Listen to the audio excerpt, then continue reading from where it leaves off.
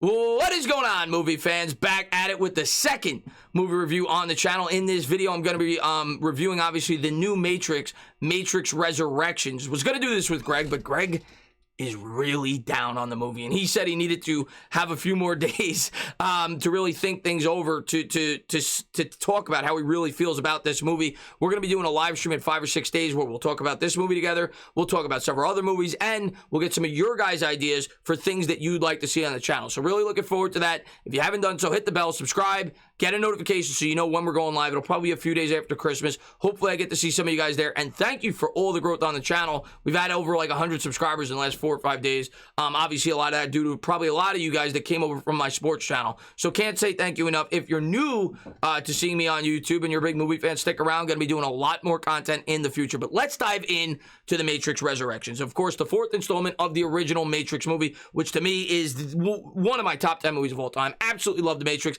The 2nd and 3rd, though, after I had watched them, left me thinking why. What was the purpose for making these movies? What did it add to the original film? And that's what I didn't really like about them. Sure, were there some great action sequences? Absolutely. The original movie is transcendent. The action sequences, things that you have never seen before, with him dodging the bullets, the red pill, the blue pill. It is so relatable to today's society, and I think that's what makes The Matrix such a great movie. Just such a great movie. Such a great movie. I could talk about it for days. But this movie, the first time I saw it, because I've now seen it twice. If you guys are not aware, it's on HBO Max. I had to go back and watch it a second time to really give myself what I felt was a fair chance to really analyze and judge this movie. And I probably have to watch it another 3 times after the fact, because it's a philosophical movie. It's the type of movie that you pick up on things as you go along. And I think you have to realize that going into this movie, that's the type of film that it is. But I felt myself asking myself the same question after I saw this for the first time. Why? What was the point? Why did you make this movie? What was the point? What did it really add? But when I watched it back for a second time, I actually grew a lot more appreciation for this film. And I'll explain throughout this video exactly what I'm talking about. First, let's go over the cast. Keanu Reeves, obviously, is back, 20 years old. He's got a beard, long hair. Doesn't exactly look like the baby-faced Neo that we remember from 1999. Keanu Reeves, though, did a great job portraying him, as you would expect. He's great in roles like this. He was meant for this role, which is, he was one of the people who made this movie originally. Carrie Anne Moss back as Trinity. The first thing that you have to hit on, and what is really heavily focused on in this movie, even more so than the originals, is the love connection between Trinity and Neo, and how much it means, how strong their connection is. And I thought they did a great job together. They didn't know each other because they were brain warped in this new Matrix, but because of how strong their connection is, they are brought back together, and they see themselves as the Neo and Trinity, the Neo and Trinity that we remember. In the new Matrix, other people see them in a completely different light. They aren't viewed the same way that they are, but because they have such a strong connection for one another, that is the way that they see each other. And to me, the difference in the connection between them in this movie is Neo is more dependent on Trinity. In the original, it was the other way around. In this one, he was more dependent on Trinity, whether it be Trinity flying at the end. Yes, there are some spoilers in this review. Or so on, or having faith that he'd be able to convince and get her out of the Matrix after he had already been convinced himself. And we'll get into the characters that do that for Neo and some of the fail-safes that he puts in place subconsciously to get himself out of the Matrix. Let's jump into Yaya Abdulmatin, who plays the Morpheus, the new Morpheus, I guess you could say. When you saw the trailer, I thought it was fairly obvious that he was going to take over the role of Lawrence Fishburne, being that you saw the fight sequence, which was a pretty cool fight sequence, but not nearly as good as the original in terms of the way that they filmed it. But let's get into that, like questioning, like why not just bring back Lawrence Fishburne? He was so good in the role. When I first saw it, same thing. I asked why. Second time around, I actually grew a lot of respect for why they went that route, because it adds something new to the trilogy, and it does make a lot of sense. His character initially was built by Neil Patrick Harris, who's the analyst who constructed this whole new Matrix, to just essentially be an agent. But the curiosity from Neo, and they kind of show this in I think one of the earlier scenes in this film, as he's writing code in the old Matrix, adds Morpheus's personality and character traits to that agent. which inevitably gets him out of the Matrix. So it's not really Morpheus. Neo forced Morpheus on him, at least that's the way that I interpret it, to get himself out of the Matrix because he was still questioning whether or not it was reality. So I thought that was a cool aspect of it, and it explained why Morpheus was a completely different person, because in reality, it wasn't really Morpheus. So I actually liked that. I liked how they explained that. I thought that was pretty well done, how they tied that all together. Again, you're never going to top Lawrence Fishburne, who was incredible. Neil Patrick Harris as the analyst, really good. I thought he played the role really well. Maybe some people disagree with me. I liked it. In terms of some of the things that I liked what they did, he had the bright blue glasses, right? And that was supposed to, at least for me, signify the blue pill, because that's what he was. He was essentially a therapist. Of course, you find out later in the film, he built all of this, but he was a therapist trying to convince Neo that this is reality, that you're being brainwashed into thinking that it is not, even though Neo is right all along. He is the villain that is trying to keep Neo in this Matrix. The reason being the love connection between Neo and Trinity, even though when they get too close, it creates chaos from within the Matrix, makes everything flow. He needs that connection to make the Matrix operate at full capacity. So, and he explains that throughout the movie.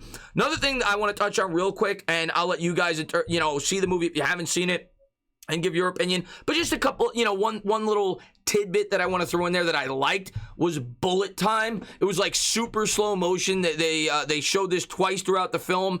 Agent Smith in the end ends up helping Neo, which was pretty ironic, and he was the only reason he was able to move at normal speed is because, as we know, Agent Smith is not confined by the rules in the Matrix. But that was a cool aspect as well that Neil Patrick Harris threw into this new Matrix that I liked. But I thought his character was really good. I thought he played the role well. Jessica Henwick is my favorite new character in this movie, even more so than Neil Patrick Harris. I thought she was really good. Now, the characters around her, not so much. There was no development there with her, I guess, shipmates, or like the Neo crew, the people that were like obsessed with Neo. I think there was a term they used that one of the characters was like a Neo-station. I can't remember what the exact term was, but it's been 60 years, right? And he's like a god to these people. He saved the human race. But she was really good, and her role in this movie essentially was to get Neo and eventually in Trinity out of the Matrix. And she, in that first scene, the modal that was subconsciously created by Neo because of her love for Neo, she starts to realize, I think this guy is still alive, and I want to do everything I can to pull him out of the Matrix. But I thought she was really good. I thought that she was probably the best new character in this movie. Jada Pinkett Smith, to me, and maybe you guys disagree, didn't do a whole lot for me. She was one of the cameos in this movie that they brought back from the old film. Of course, she looked much older due to the fact that it's 60 years in the future, and she was kind of the general of the human race. Her main purpose in this movie, one, she brought humans and machines together, as it shows throughout the movie. But two, it was to try to keep Neo grounded because she didn't want Neo to go after Trinity because she was scared that it could potentially start a war. That was her initial role in this film. But I didn't really like what she really brought to the table overall. The other cameo in this movie briefly was the Frenchman. The Frenchman was back with his goons and Agent Smith, who we're going to get to in a second, to try to kill Neo because they were trying to get freed from the Matrix at the time. And that's when you get the good, the battle sequence between Agent Smith and, of course, Neo. As far as the Frenchman goes, it was funny, I suppose. Maybe some people viewed it differently than me. To me, it was just way too goofy. Didn't really serve much of a purpose for me in this film. He looked like a homeless dude. I actually loved the Frenchman in the original trilogy, in the second and third film. In this, I didn't need him. I didn't need him in the movie. He made me chuckle once or twice, but it was an unnecessary cameo for me. Didn't really serve much of a purpose other than, I guess, reminding you of the second and third installment, but was not a big fan of that. Now we're going to get to Agent Smith. Jonathan Groff, who replaced the best character in this movie, the original movie, as far as I'm concerned, played by Hugo Weaving. Agent Smith, to me, specifically in the original film, was one of the greatest villains in movie-making history. And there is no way that Jonathan Groff was ever going to top that. Jonathan Groff, in the beginning of this movie, much like Neo, you start to see him questioning things. He's in this Matrix. His sole purpose, as built by the architect, is to essentially keep Neo grounded, keep Neo believing that this is a reality.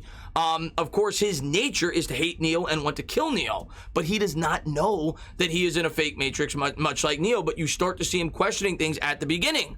As you remember, as he's looking out the window in the first scene that you see him and Neo together, he's saying, "It's beautiful, isn't it?" Almost too beautiful, as if he's starting to question whether or not this is a reality. In the end, how they tie it together is that him and Neo actually team up, and he goes after the architect with Neil Patrick Harris to get to put an end to this Matrix, right? Because obviously he's really pissed off about how he's been used essentially to keep Neo in check. So I guess that was okay. Obviously not near Hugo Weaving. Didn't do near enough for me with that role. I didn't love it, to be completely honest with you. But I think it's because I just naturally compared him to Hugo Weaving. The same with Lawrence Fishburne and Abdulmatin, but to me, his character was a little bit further developed, at least for me, and it served a greater purpose for this film. That's just the way that I interpreted it.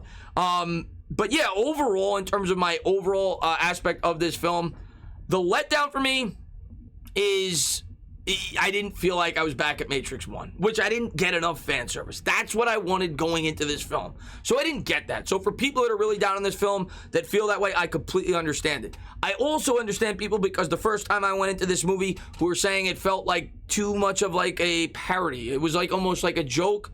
I understand it, but I grew to appreciate it the second time around. But I understand people are coming from with that. I loved the risks that they took in this movie. I loved it because, like I said, they could have taken the easy way out. They could have just tried to give you what the fans wanted and not really tried to bring anything new to this series. And there was a lot of ideas in this movie that I liked, and I could see this developing into a very interesting and productive trilogy. Potentially even better than the original trilogy, being that the second and third really didn't add much to me. I'm actually curious to see what they could build off of this going forward into the future. Of course, the first installment doesn't even come close to measuring up to the original Matrix, but I did like that they basically reinvented a completely new story based off the original film. So I will say that, and I like the way that it ends off with Trinity and, of course, Neo flying together, and I guess you're led to believe that they may start to make changes from within this new Matrix. I'm sure there's going to be a lot more to come from this. You know there's going to be a second and probably a third off of this. I know it's kind of mixed reviews right now, and I think that's probably appropriate. I'd give it a 7 out of a 10. Originally, I probably would have said a 4.5 or a 5 out of 10, but after I watched it for a second time and really grasped the things that Wachowski was trying to do in this film, I grew to like a lot of the things that they did, and I am actually very excited to see what could come in the sequel. That's the way I took it. I know a lot of you guys may disagree with that. A lot of people are probably going to be like my brother and be like, this movie stinks, this ruined my childhood. That's a direct quote from Greg, but you'll see it in the live stream, and maybe he'll change his opinion if he does get a chance to watch it for a second time. But I highly suggest checking it out, especially if you're a fan of sci-fi films, and especially if you're a fan of the original Matrix. As always, guys, if you liked what you watched, please subscribe, drop a comment, maybe give me a little thumbs up. Cheers.